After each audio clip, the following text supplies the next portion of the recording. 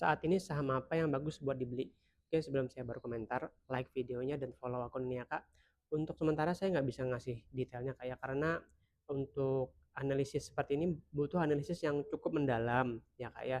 Kita harus membaca laporan keuangannya, menganalisis bagus atau tidaknya kinerja suatu perusahaan. Tapi pada intinya gini, kalau misalnya Kakak berminat untuk investasi di saham, Kakak saya saranin sih menganalisa fundamental perusahaannya. Fundamental perusahaannya itu apa aja? Kakak bisa menggunakan teknik value investing. Teknik value investing ini intinya ada 5 rasio yang digunakan. Yang pertama debt equity ratio atau DER. Ini rasio yang apa ya? Yang ngecek utang suatu perusahaan. Semakin kecil DER-nya semakin bagus. Lalu ada earning per share. Earning per share ini adalah laba yang dibagikan per lembar saham. Semakin tinggi yang dibagikan earningnya itu per lembar saham, maka semakin bagus. Lalu yang berikutnya ada PBV dan PER.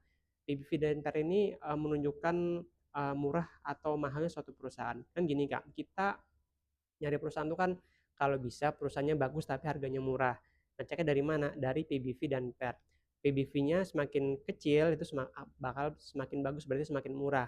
Sama juga PER juga seperti itu. Price earning ratio atau PER semakin kecil rasionya semakin murah juga. Lalu yang terakhir adalah return on equity atau ROE. Nah, ROE ini semakin tinggi semakin bagus.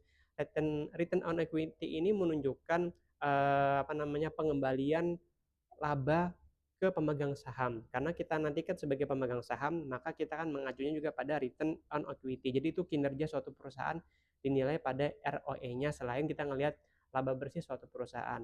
Jadi gini Kak, jangan hanya terpatok pada laba suatu perusahaan. Misalnya laba tahun ini lebih besar daripada tahun sebelumnya. Kakak harus cek dulu rasio-rasionya seperti apa, menunjukkan kinerja yang baik atau enggak gitu ya Kak ya.